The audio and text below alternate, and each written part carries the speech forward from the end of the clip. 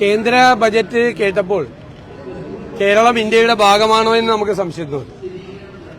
കാരണം കേരളത്തിലൊന്നുമില്ല. കേരളത്തിൽ നിന്നുള്ള കേന്ദ്രമന്ത്രിമാര് പറഞ്ഞത് എയിംസെങ്കിലും കിട്ടുമെന്നാണ് വിചാരിച്ചത്. അവർ നിരന്തരമായി എയിംസിനെ കുറിച്ചാണ് സംസാരിച്ചുകൊണ്ടിരുന്നത്. എയിംസും ഇല്ല, അതിവേഗ റെയിൽപാതയും ഇല്ല, കേരളത്തിന് വേണ്ടി ഒന്നുമില്ല. ഒരു തരത്തിലുള്ള ഒരു ആശ്വാസം കേരളത്തിന് നൽകുന്ന രീതിയിലുള്ള ഒരു പ്രഖ്യാപനവും ഇല്ല എന്നത് സങ്കടകരമാണ്. മാത്രമല്ല, പഴയ ഫിനാൻസ് കമ്മീഷൻ കേരളത്തിന് നൽകിയത് 1.92% മാത്രമാണ്. ഞങ്ങൾ 16ാമത് ഫിനാൻസ് കമ്മീഷന്റെ മുൻപാകെ കേരളത്തിന് വേണ്ടി അതിശക്തമായ നിലപാട് കേരളത്തിലെ പ്രതിപക്ഷം സ്വീകരിച്ചിട്ടുണ്ട്. ഇവര് തദ്ദേശ സ്വയംഭരണ സ്ഥാപനങ്ങളിലേക്ക് നടന്ന തെരഞ്ഞെടുപ്പിൽ കേരളത്തിലെ BJP നേതാക്കളും കേരളത്തിൽ തെരഞ്ഞെടുപ്പിന് ശേഷം വന്നു പറഞ്ഞ പ്രധാനമന്ത്രിയും എല്ലാം പറഞ്ഞത് വികസിത കേരളം എന്നാണ്. ഇങ്ങനെയാണ് ഇവർ കേരളത്തെ വികസിപ്പിക്കുന്നതെങ്കിൽ ഇതൊരു ജസ്റ്ററാണ്, ഇതൊരു മുന്നറിയിപ്പാണ്. ഇവർ എത്രമാത്രം അവഗണനയോടുകൂടിയാണ് നമ്മുടെ സ്റ്റേറ്റിനെ കാണുന്നത് എന്നുള്ളതാണ്. ഇവിടെ നടത്തിയ ഗീർവാണ പ്രസംഗങ്ങളും വികസിത കേരളത്തെക്കുറിച്ചുള്ള ഒരുപാട് സങ്കല്പങ്ങളും എല്ലാം മനഃപൂർവ്വമായിട്ട് കേരളത്തെ ഉപേക്ഷിക്കുന്ന ഒരു സമീപനമാണ്. അതിശക്തമായ പ്രതിഷേധം അക്കാര്യത്തിൽ ഏർപ്പെടുത്തും. അതാണ് ആമ പരീക്ഷണത്തിന് വേണ്ടി മാത്രം. അപ്പൊ കേരളം ഉണ്ടെന്ന് കാണിക്കാൻ വേണ്ടിയിട്ടാണ് ആമ പരിശോധനയ്ക്കുള്ള ഒരു സംവിധാനം ചെയ്തിരിക്കുന്നത്. എങ്ങനെയാണ് ഒരു സംസ്ഥാനത്തെ ഇങ്ങനെ പരിഹസിക്കുന്നത്? എന്നിട്ട് ഇവര് എത്ര കേന്ദ്രമന്ത്രിമാര് എന്തെല്ലാമാണ് കേരളത്തിൽ വന്ന് അങ്ങോട്ടും ഇങ്ങോട്ടും പറഞ്ഞുകൊണ്ട് നടക്കുന്നത്, എന്തെല്ലാമാണ് പറയുന്നത്? അതാണ് അത്ഭുതകരമായ കാര്യം. അവര് പറയുന്നതും പ്രവർത്തിക്കുന്നതും തമ്മിൽ യാതൊരു ബന്ധമില്ല എന്നാണ് ഈ ബജറ്റ് ഒന്നുകൂടി തെളിയിക്കുന്നത്. സംസ്ഥാന ബജറ്റിലും കേന്ദ്ര ബജറ്റിലും റബ്ബർ കർഷകരെ, കോട്ടയത്തെ കർഷകരുടെ ഒരു പ്രധാന പ്രശ്നമാണ് റബ്ബർ കൃഷി.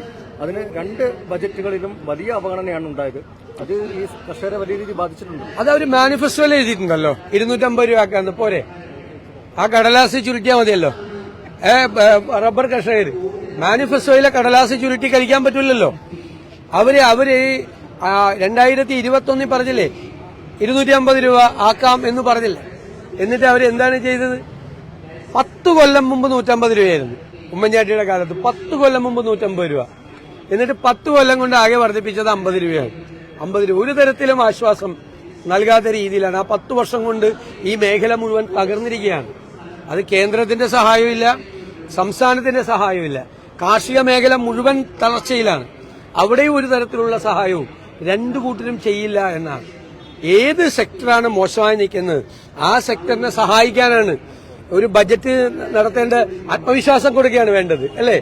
ആ മേഖല തളരാതിരിക്കാൻ വേണ്ടി ഞങ്ങൾ കൈപിടിച്ച് താങ്ങി നിർത്തും എന്നുള്ളൊരു സംരക്ഷണമാണ് ഏത് ഗവൺമെന്റും കൊടുക്കേണ്ടത്. അത് ചെയ്യുന്നില്ല.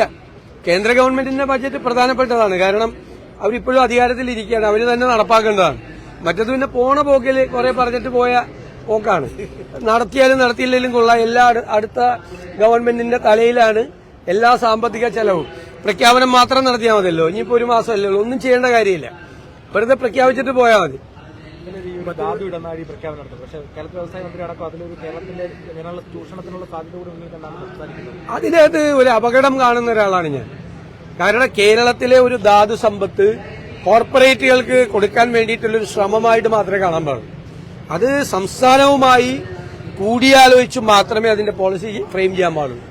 കേരളത്തിലെ ധാതു സമ്പത്ത് മുഴുവൻ കോർപ്പറേറ്റുകൾക്ക് കൊള്ളയടിക്കാനുള്ള ഒരു ഓപ്പർച്യൂണിറ്റി ആക്കി അതിനെ മാറ്റരുത്. സംശയത്തോടെ നോക്കാൻ പറ്റുള്ളൂ. കാരണം ഇവര് കടലിൽ ആഴം കൂട്ടാൻ പോയ ആളല്ല. അത് എവിടെയാണ്? കൊല്ലം പരപ്പിലാണ് കടലിൽ ആഴം കൂട്ടാൻ പോയത്. കൊല്ലം പരപ്പെന്ന് വെച്ചാൽ കേരളത്തിലെ ഏറ്റവും വലിയ മത്സ്യസമ്പത്തുള്ള സ്ഥലമാണ്. പക്ഷെ അവിടെയാണ് ഏറ്റവും കൂടുതൽ ധാതു സമ്പത്ത്. അവിടെ നിന്ന് മണ്ണ് കോരാൻ വേണ്ടിയിട്ട് എടുത്ത തീരുമാനം എന്ന് പറയുന്നത് ഈ ധാതു സമ്പത്ത് ലക്ഷ്യമാക്കിയിട്ടാ. അപ്പൊ ആ ധാതു സമ്പത്തിന്റെ ഒരു കലവറ എന്ന് പറയുന്നത് പലരുടെയും കണ്ണിലെ വലിയ നിധിയാണ്. അത് കേരളത്തിന്റെ കൂടി ഒരു അസറ്റാണ്.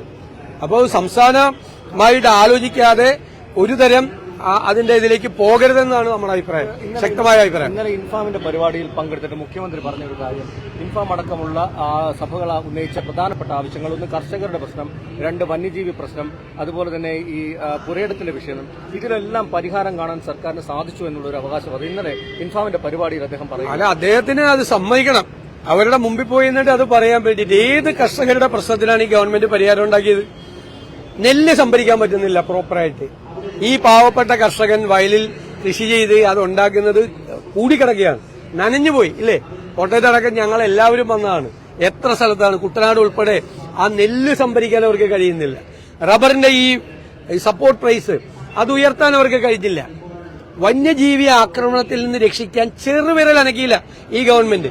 പല സർക്കാരുകളും പല സംസ്ഥാന ഗവൺമെന്റുകളും വിദേശത്തുള്ള പല രാജ്യങ്ങളും പരമ്പരാഗതമായ രീതിയിലും ആധുനികമായ സങ്കേതങ്ങൾ ഉപയോഗിച്ചുകൊണ്ടും വന്യജീവി ആക്രമണത്തിൽ നിന്ന് ജനങ്ങളെ രക്ഷിക്കാൻ ശ്രമിക്കുന്നു. കാടിനകത്ത് ബലവൃക്ഷങ്ങൾ നട്ടുവളർത്തിയും ജലാശയങ്ങൾ ഉണ്ടാക്കിയും രക്ഷിക്കാൻ ശ്രമിക്കുന്നു. ഇവിടെ ഒന്നും ചെയ്തില്ല. ആന ചവിട്ടിക്കൊന്ന കഷ്ടമായി പോയി എന്നുള്ളൊരു പ്രസ്താവന മാത്രം വനമന്ത്രിയുടെ അടുത്തുനിന്ന് വരും. കടുവ കടിച്ചു വന്ന അത് അതിലും കഷ്ടമായി പോയി എന്നുള്ള സ്റ്റേറ്റ്മെന്റ് മാത്രം വരുന്നു. ഇതുവരെ ചെറുവിരൽ പോലും അനക്കാതെ നിസ്സംഗരായിരിക്കുന്ന ഒരു വനം വകുപ്പിനെ മടിയിൽ വെച്ചുകൊണ്ട് മുഖ്യമന്ത്രിക്ക് ഇൻഫാമിന്റെ സമ്മേളനത്തിൽ വന്നിത് പറയാനുള്ള അസാമാന്യമായ തൊലിക്കെട്ടിയാണ്. അവരെ അതെല്ലാം അനുഭവിക്കുന്ന പാവങ്ങളെ. ഞാൻ ചോദിക്കട്ടെ, ഈ മലയോരത്ത് പണ്ട് കപ്പയായിരുന്നല്ലോ പ്രധാനം, കിഴങ്ങ് കൃഷിയും. കപ്പ പറ്റില്ല, ചേന പറ്റില്ല, ചേമ്പ് പറ്റില്ല, എല്ലാം പന്നിയെടുത്തുണ്ടോ. വാഴത്തോട്ടം ആന നശിപ്പിച്ചു കളയും. പ്ലാവ് വെട്ടിമാറ്റിയാണ്, ചക്കയുള്ളതുകൊണ്ട് ആന വരുന്നതുകൊണ്ട്. മഞ്ഞങ്ങ പരുവത്തിൽ നാളികേരം കയറി കുരങ്ങനിട്ടുകൊണ്ട് പോവുകയാണ്. മലയെണ്ണാൻ ഇത് ചെയ്യുവാണ്. ഒരു തരത്തിലും കർഷകരെ ജീവൻ അപകടത്തിലാവുക. കൃഷിസ്ഥലങ്ങൾ മുഴുവൻ തകരുകയാണ്. ഒന്നും ചെയ്യാത്ത ഒരു ഗവൺമെന്റ് വെറുതെ വന്ന് മീറ്റിംഗിൽ ഇങ്ങനെ പറയാൻ, മുഖ്യമന്ത്രി ആയതുകൊണ്ട് അവർക്ക് ഒന്നും പറയാൻ പറ്റില്ലല്ലോ തിരിച്ച്. അല്ല, അവരും ഇത് ചെയ്യുന്നുണ്ട്. അതായത് സർക്കാർ ആവശ്യങ്ങളെല്ലാം അംഗീകരിച്ചു എന്നാണ് ഇൻഫാം. അല്ലല്ല, നോ കാർഷിക മേഖലയ്ക്ക് സഹായം ചെയ്തു. അല്ലല്ല, ഒന്നും പറയില്ല. ഞാൻ അതിന്റെ ഇൻഫാമിന്റെ സിൽവർ ജൂബിലി സമ്മേളനം ഉദ്ഘാടനം ചെയ്ത ഞാനാണ്. അവിടെ അവരതല്ല പറഞ്ഞത്. അവരവിടെ വളരെ വ്യക്തമായി കർഷകർ നേരിടുന്ന പ്രശ്നങ്ങളെ കുറിച്ച് പറഞ്ഞു. പ്രതിപക്ഷവുമായിട്ടും അവർ ചർച്ച നടത്തി. ഞങ്ങളുടെ മുമ്പിലേക്കും അവർ ഒരുപാട് ഡിമാൻഡുകൾ, കാർഷിക മേഖലയുമായി ബന്ധപ്പെട്ട ഒരുപാട് ഡിമാൻഡുകൾ ഞങ്ങളുടെ മുമ്പിലേക്ക് വെച്ചിട്ടുണ്ട്. ഞങ്ങൾ പ്രതിപക്ഷം എന്നുള്ള നിലയിൽ കേരളത്തിലേക്ക് അധികാരത്തിലേക്ക് തിരിച്ചു വരുമെന്നുള്ള ഉറച്ച വിശ്വാസമുള്ളതുകൊണ്ട് ആ കാര്യങ്ങളിലൊക്കെ വ്യക്തമായ തീരുമാനം ഉണ്ടാകുമെന്ന് ഞങ്ങൾ ഉറപ്പ് കൊടുത്തിട്ടുണ്ട്. ആ ഉറപ്പ് മാത്രമേ ഉള്ളൂ. സർക്കാരിനെ ഈ വിഷയങ്ങളൊക്കെ വിമർശിച്ച ഒരാളാണ് താമരശ്ശേരി രൂപത ബിഷപ്പ്. അദ്ദേഹത്തെ ഇന്നലെ മുഖ്യമന്ത്രി പുകഴ്ത്തി പറയുന്ന ഒരു സാഹചര്യമുണ്ട്. ഇതെല്ലാം ഈ സഭകളുടെ ഒരു പിന്തുണ പിടിച്ചു പറ്റാൻ വേണ്ടിയാണോ ഈ തെരഞ്ഞെടുപ്പ്? അല്ല, അതൊക്കെ രാഷ്ട്രീയ പാർട്ടികളല്ലേ, തെരഞ്ഞെടുപ്പല്ലേ. ഞാൻ അതിനെക്കുറിച്ചൊക്കെ കമന്റ് പറയേണ്ട ആവശ്യമില്ല. പക്ഷെ അവരെല്ലാം അനുഭവിക്കുന്ന ജനവിഭാഗം മുഴുവൻ അവരുടെ കഷ്ടപ്പാടുകളും അവരുടെ ദുരിതവും അവരുടെ പ്രശ്നങ്ങളും അവർക്കറിയാം. ഈ സർക്കാർ വീണ്ടും അധികാരത്തിൽ വന്നാൽ അവരുടെ സ്ഥിതി എന്തായിരിക്കും എന്ന് കൃത്യമായ ബോധ്യമുള്ള ആളുകളാണ് നമ്മുടെ കേരളത്തിലെ ജനങ്ങൾ.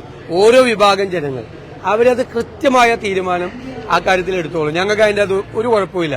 അപ്പൊ അദ്ദേഹം ബിഷപ്പിനെ കുറിച്ച് നന്നായി പറഞ്ഞത് നന്നായി. പണ്ട് നികൃഷ്ട ജീവി എന്ന് താമരശ്ശേരി ബിഷപ്പിനെ, ഈ ബിഷപ്പിനെ അല്ല, ഇതിനു മുമ്പുള്ള താമരശ്ശേരി ബിഷപ്പിനെ നികൃഷ്ട ജീവി എന്ന് വിളിച്ച പിണറായിയുടെ നാവുകൊണ്ട് നല്ല വാക്കുകൾ റെമീജിയസ് പിതാവിനെ പറ്റി പറയാൻ കഴിഞ്ഞിട്ടുണ്ടെങ്കിൽ നല്ല കാര്യമെന്നേ ഞാൻ പറയുള്ളൂ.